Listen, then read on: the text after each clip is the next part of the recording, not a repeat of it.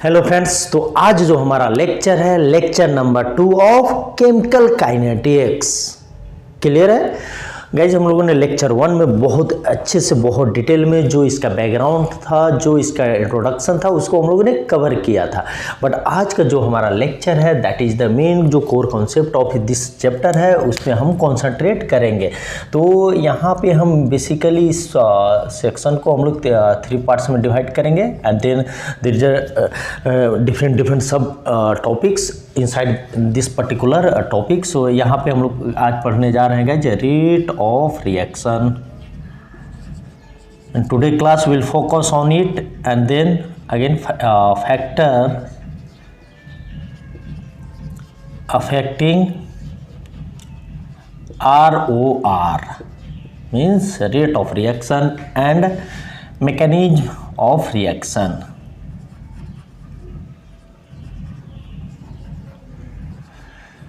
Reaction तो guys ये जो केमिकल काइनेटिक्स है तो ये तीनों जो 3 टॉपिक आपको जो दिख रहे हैं, इसके अंदर बहुत डिफरेंट तरह के जो कॉन्सेप्ट आएंगे, हम 1 बाय 1 सारे पढ़ते चले जाएंगे।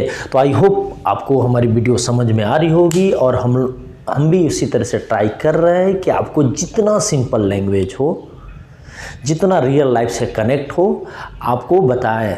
क्लियर है? क्योंकि जब आप साइंस को जब रियल लाइफ से कनेक्ट करके जब पढ़ोगे गाइज ना, तो आपको पता चलेगा कि science is a easiest subject. Science सबसे ज़्यादा जो आसान सब्जेक्ट है पढ़ने के लिए और समझने के लिए। क्लियर है? तो चलो हम लोग देखते हैं। तो आज हम लोग कॉन्सेंट्रेट करेंगे कहाँ पे? रेट ऑफ रिएक्शन पे।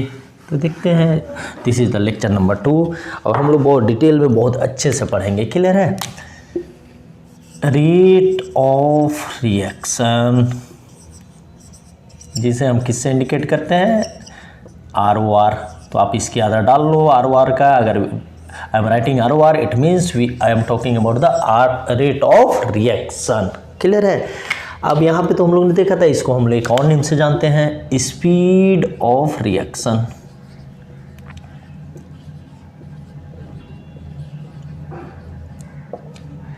क्लियर है? अब इसको थोड़ा सा इस टॉपिक को हम लोग समझते हैं कि भाई ये रेट ऑफ रिएक्शन, तो मैंने प्रीवियसली जो क्लास था उसमें मैंने बताया था कि rate means we study about something change with respect to time. Clear है? तो मीन्स रेट मीन्स क्या कि हम यहाँ भाई टाइम के बारे में, टाइम के रिस्पेक्ट में अगर कोई चीज़ चेंज हो रही है, किसी चीज़ में डेविएशन हो रहा है, तो उसे हम क्या बोलते हैं? उसे हम रेट बोलते हैं। ठीक है? अब गाइस यहाँ पे रिएक्शन है। क्लियर है? तो रिएक्शन है, तो रिएक्शन का मतलब क्या हुआ? रिएक्शन में हम क्या करते हैं? हम यही करते हैं कि भाई फॉर एग्जांपल 2 रिएक्टेंट लिए, और या आप इसे पहले समझो कि हम लोगों ने कोई 2 रॉ मटेरियल्स लिया और उसका रिएक्शन करा के हम लोगों ने जो हमारा डिजायर प्रोडक्ट था, जो हम उस रॉ मटेरियल से बनाना चाहते थे, तो वो हमें मिला। क्लियर है? तो इसका मतलब क्या हुआ कि रिएक्शन की जब हम बातें करते हैं, तो मान कर for example A is giving B, या अब ऐसे लिखो, sorry, A is giving B, या A plus B is giving C plus D, and यहाँ पे आप लोग A plus B plus C plus D plus A, तो कोई भी कॉम्बिनेशन हो सकता है। तो इसका मतलब क्या हुआ कि रिएक्शन यही हो रहा है कि यहाँ पे कोई कंडीशन चेंज हो रहा है, यहाँ से हमें क्या मिल रहा है? एक नया प्रोडक्ट मिल रहा है बी। तो इस वाले जो प्रोडक्ट हो जिसके वो आपस में हम लोग रिएक्शन कराते हैं, उसे हम क्या बोलते हैं गाइस? उसे हम बोलते हैं रिएक्टेंट्स। अब यहाँ पे क्या है? यहाँ पे है प्रोडक्ट्स। तो यहाँ पे देखो, यहाँ पे 1 रिएक्टेंट था, यहाँ पे 2 रिएक्टेंट है, यहाँ पे 3 रिएक्टेंट है। ए प्लस बी प्लस सी मिलकर हमें क्या क्या प्रोडक्ट दे रहे हैं? सी प्लस डी प्लस ई दे रहे हैं। तो सर आपने बोला कि रेट ऑफ जो रिएक्शन है कि हम पढ़ते हैं with time to respect something change. Clear है? तो गाइस ये रेट ऑफ रिएक्शन में क्या हो रहा है? गाइस रिएक्शन में क्या होता है कि ये जो है, ये एक का कोई क्वांटिटी है, मान के चलो क्वांटिटी है। अब ये क्या हो रहा है? कंज्यूम हो रहा है या डिसअपियर हो रहा है। क्लियर है? और यहाँ पे क्या बन रहा है, यहाँ पे गाइज बी जनरेट हो रहा है या फॉर्मेशन हो रहा है,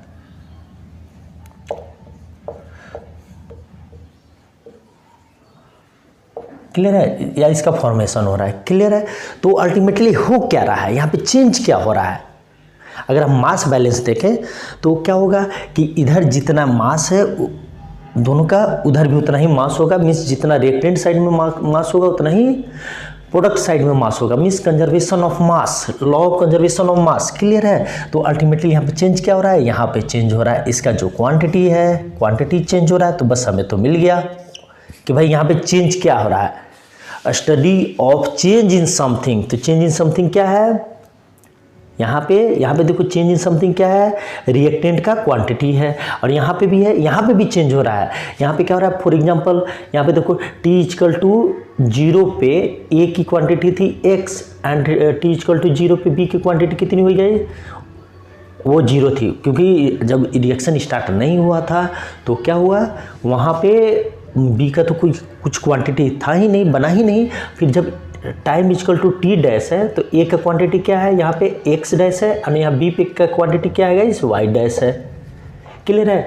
तो यहाँ पे भी चेंज हो रहा है, देखो 0 से कहाँ तक आया, वाई डैश तक आया, और यहाँ पे क्या आया, एक्स से एक्स डैश तक आया। तो हमें तो मिल गया कि रेट ऑफ रिएक्शन हम लोग स्पेसिफिकली किसके रिस्पेक्ट में पढ़ते हैं, क्लियर है, मीन्स क्वांटिटी ऑफ रिएक्टेंट और क्वांटिटी ऑफ प्रोडक्ट। यहाँ तक क्लियर है गाइस। मैं कोशिश कर रहा हूँ कि आपको इस तरह से पढ़ाया जाए कि ताकि आपको फिर से कोई दूसरा किताब देखने की ज़रूरत न पड़े, क्लियर है ना। तो मेरी कोशिश है। तो चलो अब यहाँ पे देखते हैं, अब आप हम लोग समझते हैं, ये तो आप लोगों ने समझ लिया, अब यहाँ पे समझते हैं कि जो क्वांटिटी जो कंज्यूम हो रहा है,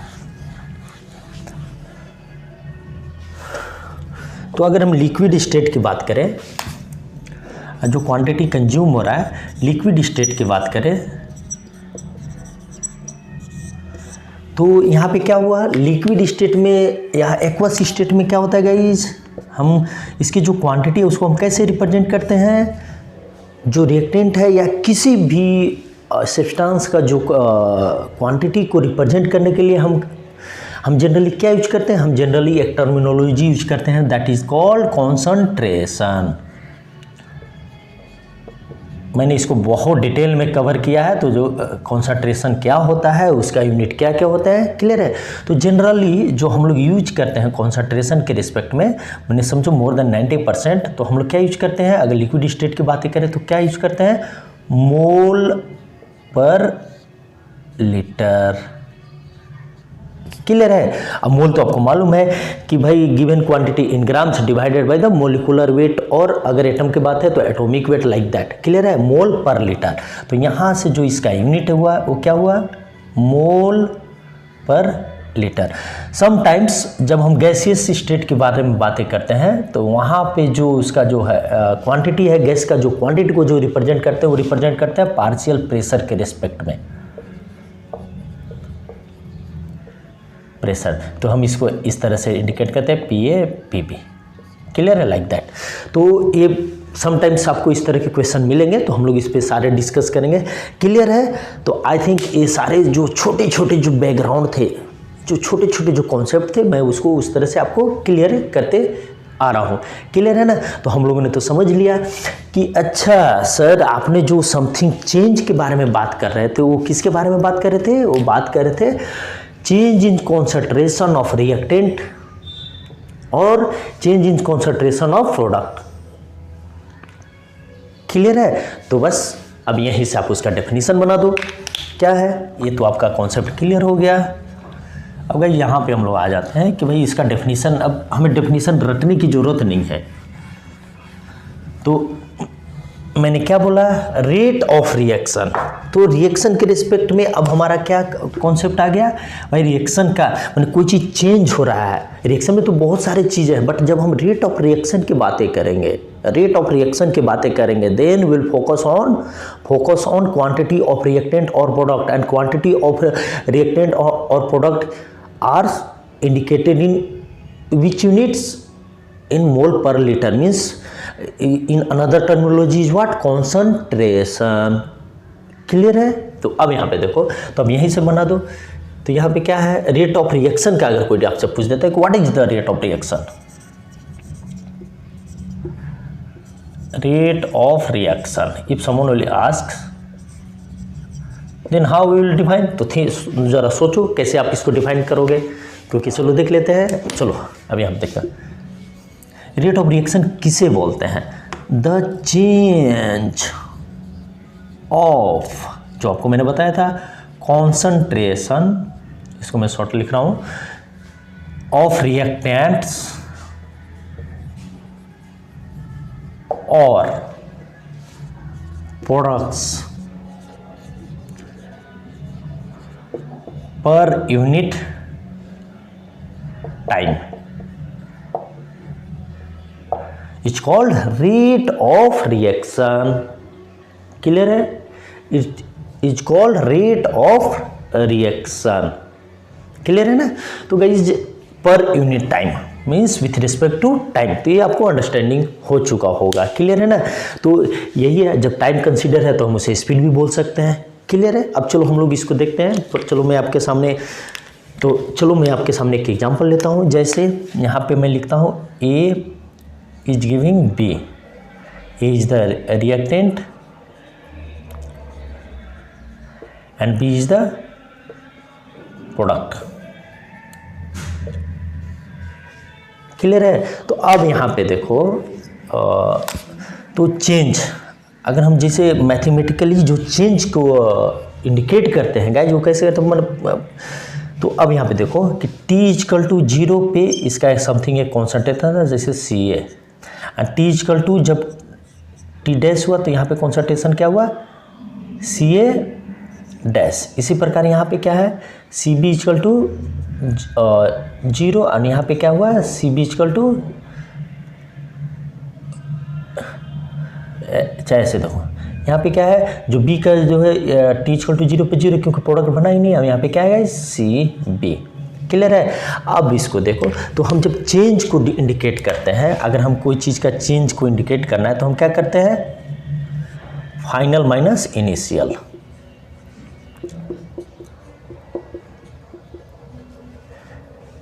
क्लियर है। अब यहाँ पे देखो फाइनल माइनस इनिशियल, तो फाइनल यहाँ पे क्या है, यहाँ पे सी ए डैश माइनस सी ए। क्लियर है। यहाँ पे क्या है इसके केस में, सी बी के केस में फाइनल माइनस इनिशियल,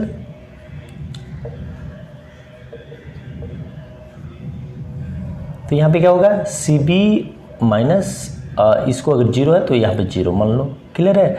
तो ये हो गया। तो अब आप यहाँ पे आ जाओ, तो अब रेट ऑफ रिएक्शन। क्लियर है ना। तो अब इस केस में हम गाइस क्या लिखते हैं, अब यहाँ पे देखो, अब इसको जो हम लोगों ने डेफिनेशन जो लिखा है यहाँ पे लिख लेते हैं कि इसका मतलब क्या है। तो रेट को हम लोग, रेट ऑफ रिएक्शन को हम लोग किससे इंडिकेट करते हैं आर से, अगर। क्लियर है ना। तो यहाँ पे देखो, तो आर इक्वल टू गाइस क्या हुआ change in concentration of reactant divided by change in time।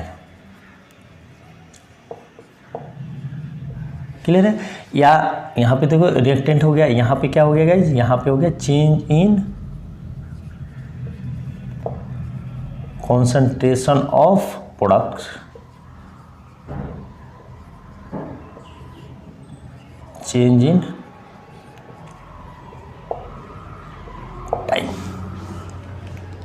Clear है। तो भाई जब हम यहाँ पे देख लेते हैं कि भाई इसको हम कैसे इंडिकेट करें। चलो मैं इसको थोड़ा जगह कम पड़ रहा है तो मैं इसको थोड़ा डिलीट कर देता तो ठीक है।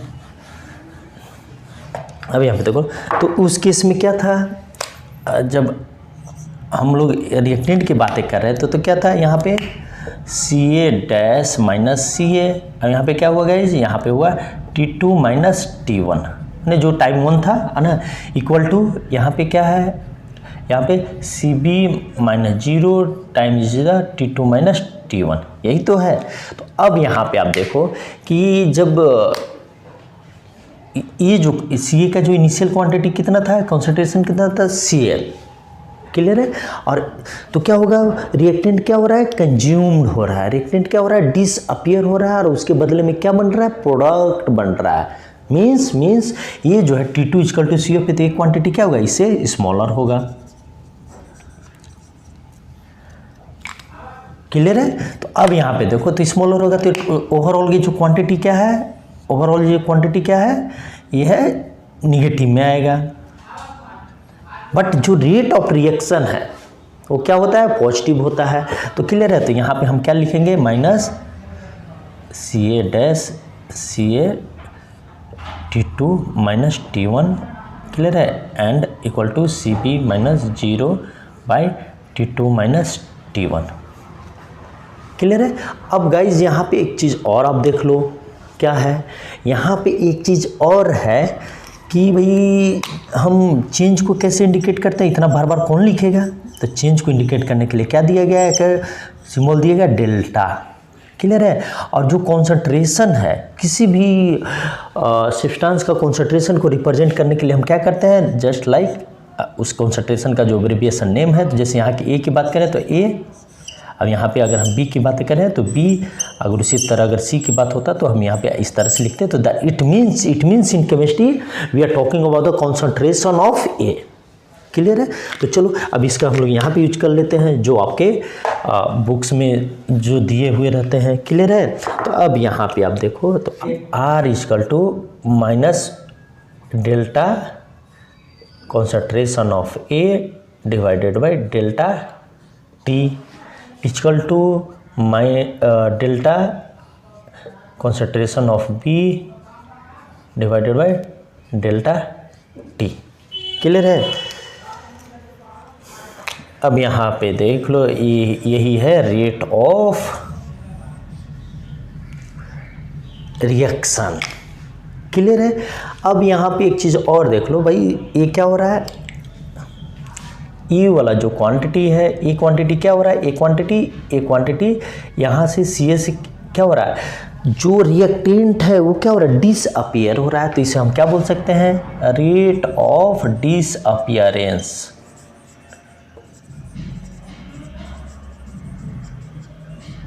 एंड इसको हम क्या बोलेंगे, यहाँ पे क्या जनरेशन हो रहा है, मीन्स फॉर्मेशन हो रहा है, किसका, प्रोडक्ट का। तो यहाँ पे हम इसे क्या बोलेंगे, rate of formation of B।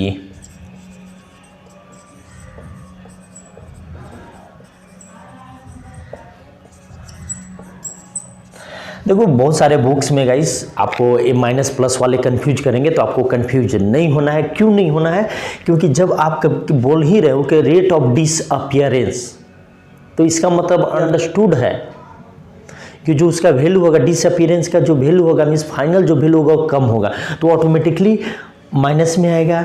और जो रेट ऑफ फॉर्मेशन है ऑफ बी है, आप ऐसे बोल रहे हो, तो इसका मतलब क्या है, इसका मतलब ये बोला जा रहा है कि भाई समथिंग इज बीइंग जनरेटेड, मतलब उसका नया प्रोडक्शन हो रहा है, क्लियर है। तो आपको माइनस प्लस में इसमें ज़्यादा कन्फ्यूजन नहीं होना है। तो रेट ऑफ, क्योंकि आप अगर ये नहीं बोलते, क्लियर है, तो आप यहाँ पे जैसे तब आप यहाँ पे माइनस लगे। जैसे मैं एक एग्जांपल दे रहा हूँ कि आप जनरल लाइफ में कैसे बोलते हैं। जैसे कोई 10 रुपये कर्ज में है, क्लियर है, तो आप अगर ऐसे बोलते हो कि वो 10 रुपये कर्ज में है, तो क्या यहाँ पे आपने प्लस माइनस बताया। लेकिन अगर आप बोलो कि माइनस, उसका जो अकाउंट बैलेंस है वो -10 रुपीज़ है, तो इसका मतलब क्या है, इनडायरेक्ट वे में कि वो कर्ज में है। तो इसी तरह जो माइनस प्लस का है, जब हम उसको वर्डिक फॉर्म में जब यूज कर दे रहे हैं उस वर्ड का कि रेट ऑफ डिसअपियरेंस, तो वहाँ पे माइनस का नहीं होगा, बहुत सारे बुक में दिए हुए रहते हैं, तो इसमें आपको कंफ्यूज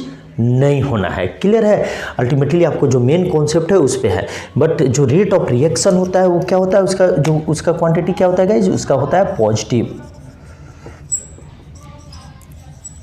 ये पॉजिटिव क्वांटिटी है, ठीक है। तो इसलिए हम यहाँ पे, क्योंकि ये जो this one is the rate of disappearance, तो माइनस हम इसलिए कि ऑलरेडी माइनस में, तो माइनस माइनस प्लस। अब ये और नहीं तो सारे को आप मोड़ दे दो, सारा कन्फ्यूजन खत्म, क्योंकि उससे जो बाहर निकल कर आएगा वो क्या होगा, वो पॉजिटिव क्वांटिटी होगा, क्लियर है। अब चलो आ जाते हैं हम इसके यूनिट पे।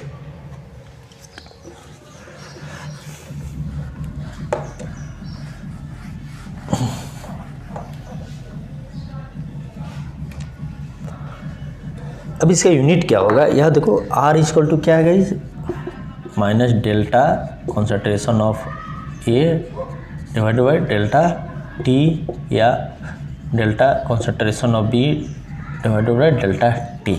तो हम लोगों ने तो देखा कि जनरली क्या होता है, इसको हम लोग किससे रिप्रेजेंट करते हैं, मोल पर लीटर, आपको बता चुका हूँ। और टाइम का क्या होता है गाइस, ऐसा यूनिट सेकेंड। तो यहाँ पे क्या हो गया, इसका जो यूनिट हुआ आर का वो क्या होगा, mole litre inverse second inverse, यही तो है। तो this is the unit for rate of reaction, clear है। और अगर गाइज यहीं पे अगर हम गैस की बातें करते हैं तो आर इक्वल टू क्या होता है, यहाँ पे ये जो मोल पर लीटर में तो उसे पार्शियल प्रेशर में इंडिकेट किया होता है। तो पार्शियल प्रेशर का क्या होता है, एटीएम, और यहाँ पे क्या होता है, मिनट या सेकेंड, तो इसका क्या हो जाता है यूनिट, एटीएम पर सेकेंड। तो प्लीज़ आप इस सारे चीज़ों को नोट डाउन करते चले। मैं इस तरह से कोशिश कर रहा हूँ कि आपके लिए पहाड़ नहीं हलवा लगे रेट ऑफ रिएक्शन या केमिकल काइनेटिक्स, क्लियर है। तो चलो ये सब सारे थे रेट ऑफ रिएक्शन के। अब यहाँ पे देखो हम लोगों ने तो देख लिया कि जब अब कॉन्सेप्ट आता है स्टोइचियोमेट्रिक कोफिशिएंट का कॉन्सेप्ट अब इंटर करता है। हम लोगों ने तो बहुत जनरल वे में देखा कि भाई इसको लिखेंगे कैसे, क्लियर है। अब यहाँ पे देखो मैं आपके सामने एक अब हम लोग जनरल एक इक्वेशन लिखते हैं केमिकल रिएक्शन का, और उसके और on the basis of that we will write rate of reaction, clear है। अब जैसे यहाँ पे देखो A B plus C plus D plus E plus F, ये हो गया। मान के चलो इस तरह का हमारा एक केमिकल रिएक्शन है जिसमें हमारे पास 3 रिएक्टेंट्स हैं और 3 प्रोडक्ट्स बन रहे हैं, क्लियर है ना। तो अब यहाँ पे देखो इसको जब हम रेट ऑफ रिएक्शन लिखते थे, इस केस में हम क्या लिखते थे, जैसे ए और बी है तो इस केस में क्या स्टोइचियोमेट्रिक कोफिशिएंट क्या है, यहाँ पे 1 है, यहाँ पे 1 है, क्लियर है। बट यहाँ पे क्या है, यहाँ पे हमारा रिएक्टेंट ए है तो उसका स्टोइचियोमेट्रिक कोफिशिएंट क्या है, ए है। उसी प्रकार बी का बी है, सी का सी है, लाइक दैट, तो क्लियर है।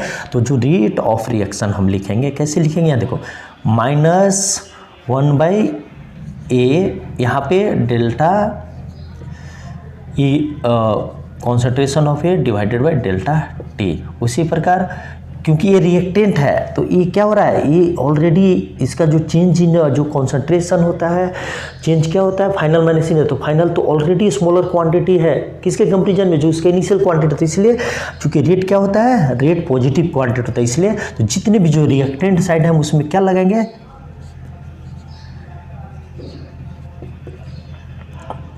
बी। आप प्लीज़ साथ के साथ नोट डाउन करते चलो तो आपके लिए बहुत इजी होंगे। सी यहाँ पे delta and then this one and then अब यहाँ पे माइनस, अब यहाँ चूँकि प्रोडक्ट साइड है तो प्रोडक्ट साइड में क्या होगा गाइस, यहाँ पे डी, तो प्लस तो हम लिखते नहीं है, यहाँ पे तो पॉजिटिव होगा तो यहाँ पे प्लस लिखते नहीं, तो यहाँ पे क्या हो जाएगा 1/d, यहाँ पे D by delta equal to 1/e delta, यहाँ पे 1/f, यहाँ पे डेल्टा, क्लियर है। तो ये सब देखो ये क्या है, this is the concentration of A, this is the concentration of B, this one is the concentration of C, this one is the concentration of D and this one is the E and this one is the F concentration. अब जब delta हम लोग लगा दिए, sorry here will be delta,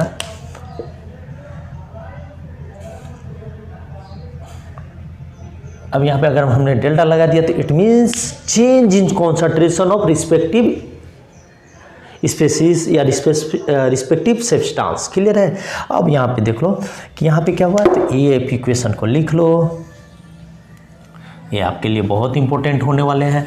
अब बहुत सारे question में क्या होंगे कि हो सकता है ये दोनों ना हो तो बस हम यही दोनों को लिखेंगे, अगर ये 1 है तो यहाँ पे 1 हो जाएगा जो हमने प्रीवियसली किया था, क्लियर है। तो this is the expression for writing please आप नोट डाउन करते चले।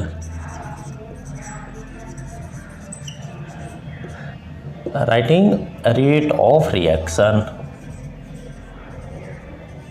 गाइस आप ये मत सोचो, आप प्लीज़ जितना ज़्यादा लिखने का, जितना ज़्यादा मतलब लिख कर पढ़ने का जो प्रैक्टिस है उसको आप हैबिट डालो।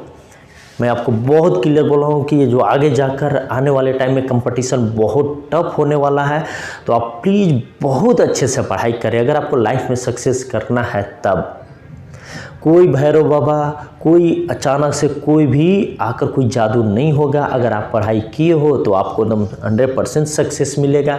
अगर पढ़ाई नहीं किए हो तो 2 साल 4 साल बाद जाते जाते आप थक जाओगे, क्योंकि आपके पास तो कॉन्सेप्ट ही नहीं रहा। क्लियर है ना? तो इस तरह से आप पढ़ाई करो। तो प्लीज़ आप इसे नोट डाउन कर लें।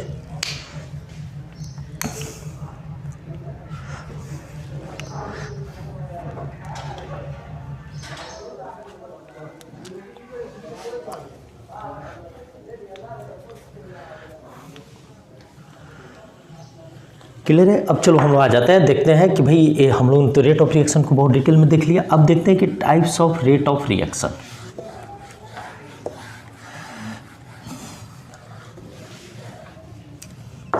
तो इसके 2 तरह के टाइप्स होते हैं। क्या क्या होते हैं? अभी तक हम लोगों ने जो देखा, जो ऑलरेडी हम लोगों ने देख लिया, ये क्या है? ये होता है average. First one is the average and second one is the instantaneous rate of reaction. ROR 2 type के होते हैं। क्लियर है? अभी दोनों में क्या डिफरेंस है? एक्चुअली गाइज जो हम लोग फोकस करेंगे, कहाँ पे फोकस करेंगे? हम लोग फोकस करेंगे यहाँ पे, क्योंकि यही हमें क्या बताता है? एग्जैक्ट रेट ऑफ रिएक्शन बताता है। This one is the average. ये एग्जैक्ट हमें नहीं बताता है। ये कहाँ कैलकुलेट किया जाता है? ये over period of time calculate किया जाता है। मीन्स जैसे हमने कोई रिएक्शन कराया और उसका जैसे एक टाइम रेंज में, जैसे मैंने फॉर एग्जांपल एक जो केमिकल रिएक्शन है 8 बजे वो स्टार्ट हुआ और 12 बजे ख़त्म हुआ, तो हम लोग 4 घंटे में जो कैलकुलेट करते हैं वो क्या है? That is called average rate of reaction. And instantaneous में क्या होता है? एट द पॉइंट या at the particular time we calculate rate of reaction, that is called instantaneous rate of reaction. Clear है? इसको थोड़ा समझने के लिए हम लोग थोड़ा ग्राफ्स का रिप्रेजेंटेशन करते हैं, क्योंकि ग्राफिकली हम लोग ज़्यादा अच्छे से समझेंगे। क्लियर है कि रेट ऑफ रिएक्शन क्या होता है? तो अब यहाँ पे आप देखो कि ये मैंने ये वाई एक्सिस है and this one is the x axis. मैंने इस यहाँ पे ले लिया टाइम और यहाँ पे ले लिया कॉन्सनट्रेशन।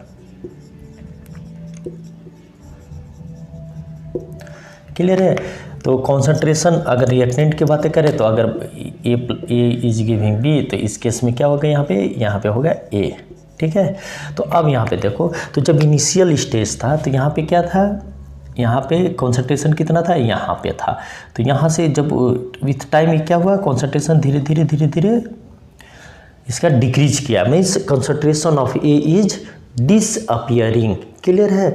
तो गाइज कभी भी ये 0 नहीं होगा, क्योंकि कोई भी जो रिएक्शन है वो 100% कंप्लीट नहीं होता है। हो सकता है 99% कंप्लीट हो रहा है या 99.9% हो रहा है, बट 100% कंप्लीट नहीं होता है। क्लियर है?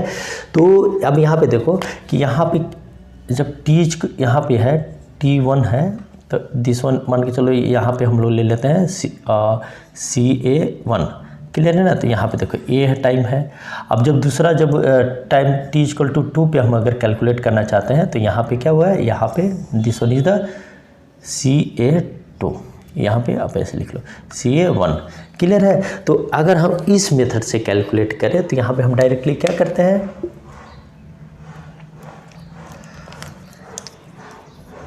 तो यहाँ पे तो इसको इस रेट ऑफ कैलकुलेशन को क्या करते हैं हम? ये दोनों को CA2 minus CA1 divided by T2 minus T1 and चूँकि निगेटिव है तो यहाँ पे हो गया।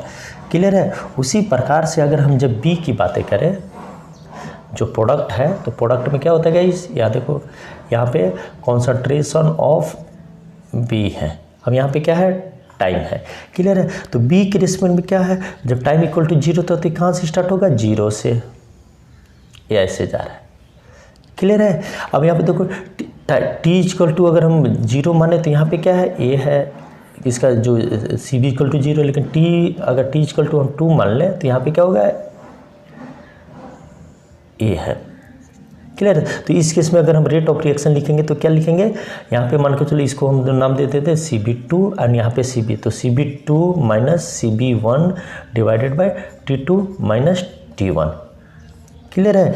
तो अभी तक हम लोगों ने जो भी पढ़ा वो एवरेज के सेंस में पढ़ा। क्लियर है ना। लेकिन जो हमारा एक्चुअल रेट ऑफ रिएक्शन है, या जो मेथड से हम जो actual rate of reaction calculate करते हैं, that is called instantaneous rate of reaction. Clear है। तो चलो, means with a very small spam of time. Clear है ना। अब यहीं पे देख, अभी चलो इसको हम लोग, ये तो हम लोगों ने समझ लिया कि क्या होता है। अब आ जाते हैं हम लोग इंस्टेंटेनियस रेट ऑफ रिएक्शन पे। क्लियर है। यहाँ पे दो नंबर क्या था, इंस्टेंटेनियस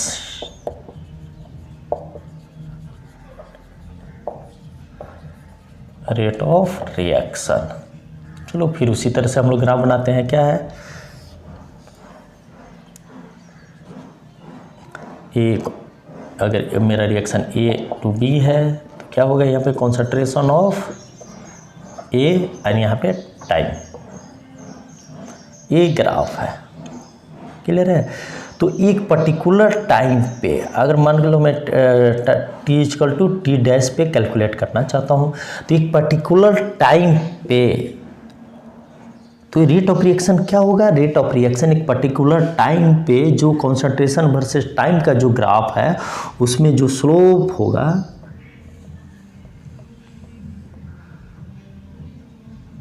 ये जो स्लोप है वो स्लोप क्या बताता है, स्लोप क्या बताता है, जो कर्वेचर जो बन रहा है उस कर्वेचर पे चाहे कहीं भी आप कैलकुलेट करो, वहाँ पे एक टेंजेंट ड्रॉ करो, तो स्लोप ऑफ टेंजेंट जो है वो हमें क्या बताता है गाइस, जो हमें बताता है रेट ऑफ रिएक्शन के बारे में।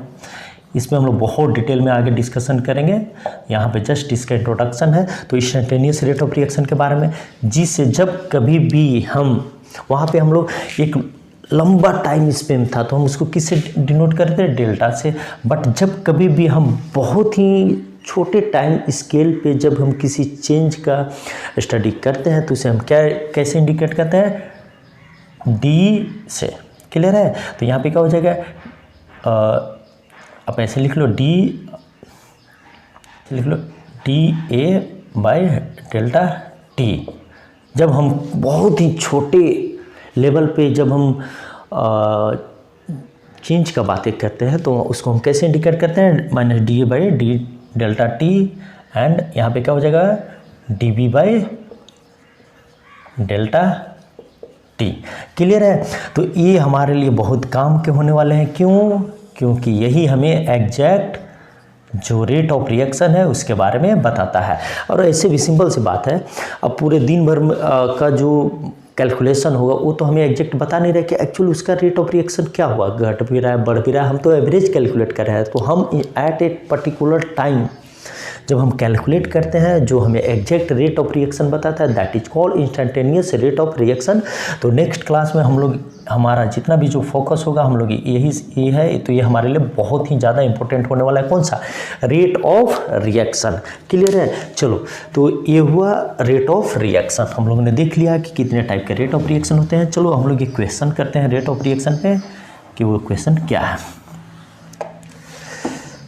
क्वेश्चन कर लेते हैं। In the reaction of formation of ammonia, जैसे N2 plus H2 equal to giving NH3। अब इसका स्टोइचियोमेट्रिक कोफिशिएंट आप से बराबर कर लो 2 and this one is the 3। In the reaction जहाँ पे नाइट्रोजन रिएक्टेंट है, हाइड्रोजन रिएक्टेंट, दोनों मिलके क्या बना रहे हैं गाइस, दोनों मिलके अमोनिया बना रहे हैं। Means this one is the A, this one is the B and this one is the C। And यहाँ पे अगर गिवन है कि rate of formation of ammonia is 6 × 10⁻³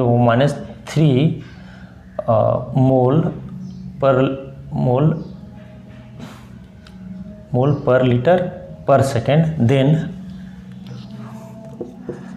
find rate of disappearance of A and B. Clear है? अब देखो आपसे क्या पूछा जा रहा है, rate of disappearance of A and B. तो आपके माइंड में तुरंत क्या क्लिक होना चाहिए, आपके माइंड में क्लिक होना चाहिए कि हमसे एक्चुअली पूछ क्या रहा है। यहाँ पे इंस्टेंटेनियस रेट ऑफ आर का बात नहीं कर रहा है, नहीं कर रहा है, तो हम यहाँ पे जनरली किसको कंसिडर करेंगे, हम कंसिडर करेंगे किसको हम कंसिडर करेंगे एवरेज रेट ऑफ रिएक्शन को। क्लियर है? अब यहाँ पे देखो rate of disappearance of A and B बोल रहा है, तो इसका मतलब क्या हुआ कि हमें क्या फाइंड करना है। पहले तो हम देख लें कि हमारे क्वेश्चन में हमें चाहिए क्या ना। तो rate of disappearance of A and B तो क्या होगा, delta A by delta T and delta B by delta T हमें कैलकुलेट करना है। We have to calculate.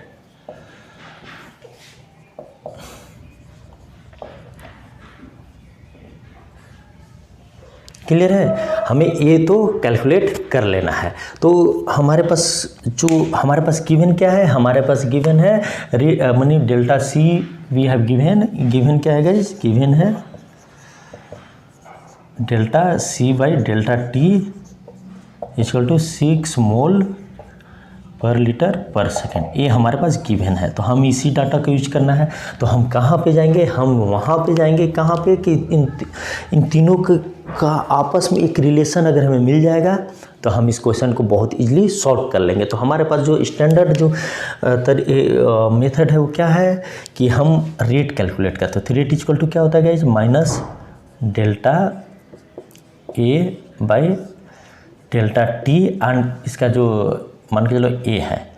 Clear है? फिर minus delta B by delta T, यहाँ पे बी हुआ, and then this is the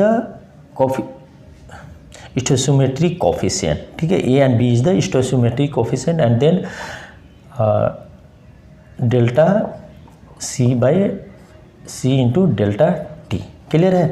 तो अब आप यहाँ पे देख लो कि यहाँ पे आपको क्या गिवन है यहाँ पे। अब यहाँ पे आप इसको यहाँ ले आओ, तो आर तो हमें मालूम है, तो यहाँ पे क्या गिवन है, डेल्टा ए हमें फाइंड करना है, minus delta A by delta T. A की जगह पे क्या है, तो यहाँ ए की जगह पे क्या है गाइस, ए की जगह पे यहाँ पे N2 है, और यहाँ पे क्या है 1 इक्वल टू माइनस डेल्टा, वहाँ पे क्या है, यहाँ पे ए एंड बी की जगह पे आप ले लो, this one is the nitrogen and this one is the hydrogen. Clear है ना? तो यहाँ पे H2, अब यहाँ पे आप कैलकुलेट करो। यहाँ पे देखो ये बी की जगह पे क्या है, यहाँ पे बी की जगह पे क्या है, ए बी एंड सी। तो बी की जगह पे क्या है, यहाँ पे 3 है। क्लियर है? अब यहाँ पे आप डेल्टा टी पुट कर लो। अब यहाँ पे देखो क्या है, यहाँ पे क्या गिवन है, डेल्टा सी की जगह पे अमोनिया दिया NH3 डेल्टा, यहाँ पे डेल्टा टी। अब यहाँ पे क्या है 2 है। तो बस यहीं से अब हमें क्या पूछ रहा है, rate of disappearance of N means वो हमसे क्या पूछ रहा है, वो हमसे पूछ रहा है नाइट्रोजन का डिसअपियरेंस के बारे में। तो यहाँ से क्या होगा, हमारे पास क्या गिवन है, दिस इक्वेशन इज गिवन, तो delta N2 by delta T. Clear है? इक्वल टू क्या हो जाएगा, ये टोटल है चेंज इन इसको हम क्या बोलेंगे, change in concentration of N2।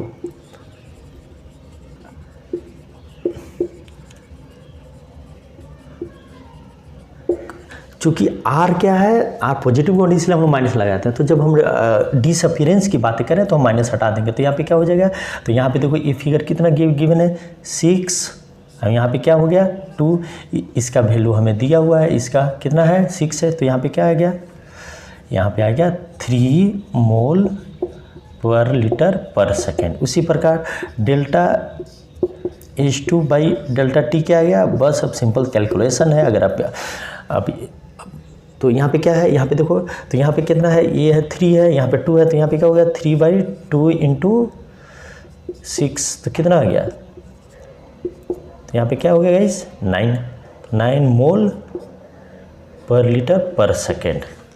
यहाँ पे आप देख लो, यहाँ 10⁻³ भी है तो इसे भी आप लिख लो, 10⁻³ भी है तो आप इसे भी लिख लो, और यहाँ पे 10⁻³ है तो आप इसे भी लिख लो। तो इस तरह से हम सारे क्वेश्चन को टैकल करेंगे। तो गाइस मैंने कोशिश किया आपको बहुत अच्छे से समझाने का, और लेटर ऑन हम लोग बहुत तरह के क्वेश्चंस करेंगे, तो वहाँ पे आपके सारे कॉन्सेप्ट क्लियर होते चले जाएंगे। तो गाइस आपको पढ़ाई करनी पड़ेगी। अगर आप कोई कंपटीशन फाइट करना चाहते हो और उसमें रैंक लाना चाहते हो तो आप बहुत अच्छे से बहुत हार्ड वर्क करो और कंसेप्चुअल वे में पढ़ाई करो। क्लियर है? तो चलो हम लोग नेक्स्ट क्लास में हम लोग देखेंगे लेक्चर नंबर 3 में कि factors affecting rate of reaction. तो वहाँ पे हमारा कंसेप्ट और हम उसको थोड़ा सा एलोबरेट करेंगे और तब आपको और इंटरेस्ट आएगा। तो चलो अब आप रेट ऑफ रिएक्शन से रिलेटेड जितना जो मैंने कॉन्सेप्ट दिया, इससे आप अभी जितने भी जो क्वेश्चंस हैं आपके बुक्स में दिए हुए हैं तो आप बहुत आसानी से कर सकते हो। तो चलो आप लोग बहुत अच्छे से पढ़ाई करो। जय हिंद।